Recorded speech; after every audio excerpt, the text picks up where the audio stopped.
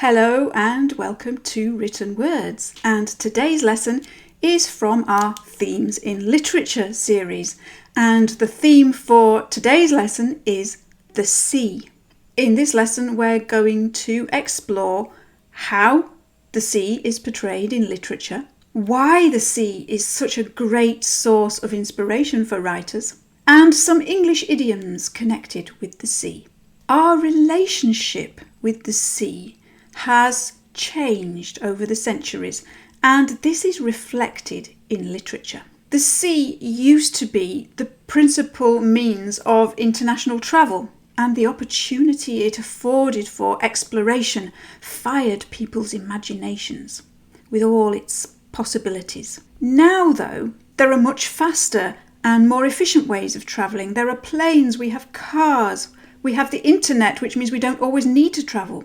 And so sea voyages are associated increasingly with nostalgia, or they're portrayed in a fantasy setting. One aspect that has not changed, though, is the fact that the sea is a powerful elemental force.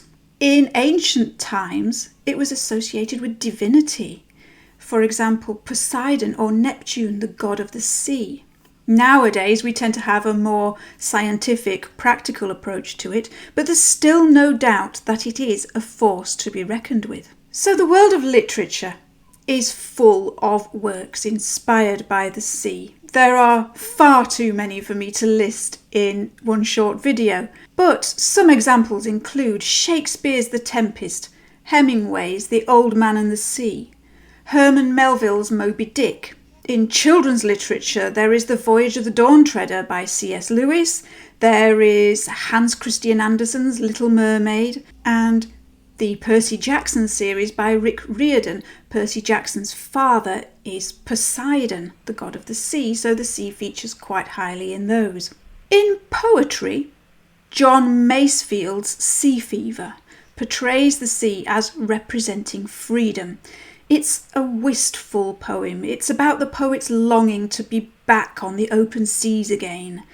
And because he has a sailing ship in mind, the wind also plays an important role in the poem. He longs for solitude, but he also says he enjoys the company of fellow rovers, as well as the companionship of gulls and whales. I must go down to the seas again, to the lonely sea and the sky. And all I ask is a tall ship and a star to steer her by. And the wheels kick and the wind's song and the white sails shaking, and a grey mist on the sea's face and a grey dawn breaking. I must go down to the seas again, for the call of the running tide is a wild call and a clear call that may not be denied. And all I ask is a windy day with the white clouds flying, and the flung spray and the blown spume and the seagulls crying. I must go down to the seas again, to the vagrant gypsy life, to the gull's way and the whale's way, where the wind's like a whetted knife. And all I ask is a merry yarn from a laughing fellow rover, and quiet sleep and a sweet dream when the long trick's over. In contrast to this poem is Tennyson's poem Break, Break, Break. This one is not about travel. The poet is apparently standing on the shore, watching the waves breaking over the cold grey stones. The poem was written in 1835, and it's an elegy to Tennyson's close friend, who was also a poet, Arthur Hallam, and it's full of contrasts as he compares the happiness of others to his own sadness at losing his friend. The tide goes out, but it will come back again. Unlike the happy times he spent with his friend, there is no returning from death, unlike the waves on the sea. Break, break, break on thy cold grey stones, O sea, and I would that my tongue could utter the thoughts that arise in me. O well for the fisherman's boy, that he shouts with his sister at play. O well for the sailor lad, that he sings in his boat on the bay. And the stately ships go on to their haven under the hill. But oh, for the touch of a vanished hand, and the sound of a voice that is still. Break, break, break, at the foot of thy crags, O sea. But the tender grace of a day that is dead will never come back to me. And turning now to novels, perhaps the greatest novel ever written about the sea is Herman Melville's Moby Dick, which also has the subtitle The Whale. Like the sea itself, it's an incredibly deep book, and it's full of all kinds of treasures. It's not a book to read quickly and superficially, and it is a book that invites coming back to it time and again, and each time you come back to it, you'll find more to explore inside it. In the book, the sea is a setting, it's a stage, it's a backdrop, it's a character, both a hero and a villain. It's a home, it's a workplace, it's the source of both life and death, and many other things. The language in the book is incredibly rich and poetic, and it contains a lot of detailed imagery and frequent references to many sources, the Bible, Shakespeare, and all kinds of other things too. So let's examine just one short paragraph from this enormous book. There are 135 chapters in total, plus an epilogue, and this particular passage comes from chapter 111, which is called The Pacific, and he describes the Pacific Ocean. There is, one knows not what sweet mystery about this sea, whose gently awful stirrings seem to speak of some hidden soul beneath, like those fabled undulations of the Ephesian sod over the buried evangelist St. John. And meet it is that over these sea pastures, wide rolling watery prairies and potters' fields of all four continents, the waves should rise and fall and ebb and flow unceasingly. For here millions of mixed shades and shadows, drowned dreams, somnambulisms, reveries, all that we call lives and souls, lie dreaming, still, tossing like slumberers in their beds, the ever-rolling waves but made so by their restlessness. So even though this is prose, it does read very much like poetry. Melville calls upon a huge vocabulary in the book, and he uses language very ably indeed. This particular paragraph is talking about the waves on the Pacific, and he uses all kinds of imagery to describe them. He talks about gently awful stirrings, fabled undulations. He calls them pastures. He calls them wide rolling watery prairies and potters' fields. He talks about the waves rising and falling and ebbing and flowing unceasingly. It's going on constantly. And he talks about shades and shadows, drowned dreams, somnambulisms, reveries. So it has an undulating, rippling, constantly moving quality to it, but it's also very dreamy.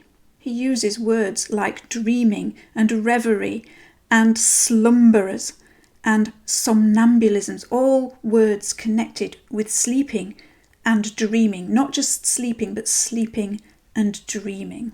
It's as if the waves are people asleep and the ripples, the movement of the water, is their breathing. He makes some interesting references too. He mentions the Ephesian sod over the buried evangelist St. John. What's he talking about there? That is a reference to a legend that where St. John is buried, the earth stirs and undulates because, according to the legend, St. John isn't dead. He's just sleeping, waiting for his resurrection. And so the undulation in the soil above him is moving as if he's breathing still, like a blanket going up and down on top of a sleeping person. He talks about potter's fields. What are potter's fields? Potter's fields are traditionally where unknown people are buried, unmarked graves, paupers' graves, or the graves of people who have died unknown. And he also mentions all 4 continents. So the fields that he's comparing the ocean to are located on all 4 continents, because this is the Pacific Ocean. And if you look at a map of the Pacific, you will see that it is bordered by 4 continents. It's bordered by Asia, Oceania, North America, and South America. So it covers 4 different continents. It's a very vast ocean. So the overall mood this passage creates with the rippling, undulating waves, they're not fierce, they're not high, they're not threatening, they're just constantly moving. And the dreamy, sleepy vocabulary gives us the impression that this is a fairly calm sea, but that it is still full of life. It's not still, it's calm, but there is plenty going on in there, as we later find out, because of course the narrator is on a ship which is hunting for whales beneath the sea. And now for our language focus. The sea is so important to us that it has found its way into our language too. There are lots of idioms that we use in ordinary conversation that are connected with the sea. How many of these do you recognise, and do you know what they mean? A drop in the ocean. A drop in the ocean means a small part of what you actually need. For example, I've saved up £100, but that's only a drop in the ocean if I want to buy a house. Plenty more fish in the sea. This means that you might have missed an opportunity, but there will be plenty more. For example, I'm really sorry you didn't get that job, but don't worry, there's plenty more fish in the sea. The coast is clear. You use this to say there's no one around, so you don't need to hide. If you want to do something without being seen, you need to make sure the coast is clear. For example, it's okay, they've gone, you can come out now, the coast is clear. Plain sailing. This is used to refer to something that is easy to do. For example, I do love my job, but it isn't all plain sailing. To make waves.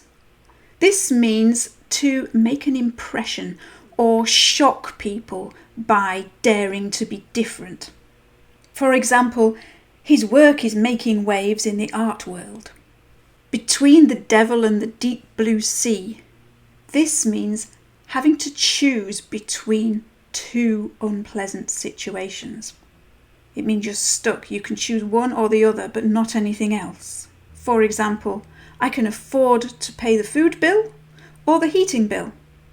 I'm stuck between the devil and the deep blue sea. Oceans apart. This means far away, either literally or figuratively. An example of using it literally might be, it's hard to date someone when you're oceans apart. Or a figurative use might be something like, their characters are so different, they're oceans apart. To be all at sea. This means to be confused or undecided. For example, I don't understand technology. I'm all at sea when it comes to spreadsheets. And now for our writing prompt. The sea, as we've just seen, has been done many, many times in literature. So it can be hard to find a different angle. What is your experience of the sea?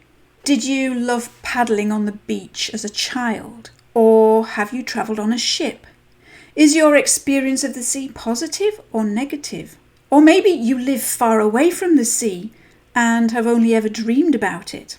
Write an anecdote about the sea from your life or your imagination, but try to make it as original and personal as you can, avoiding all the old worn-out cliches such as vast and deep and so on.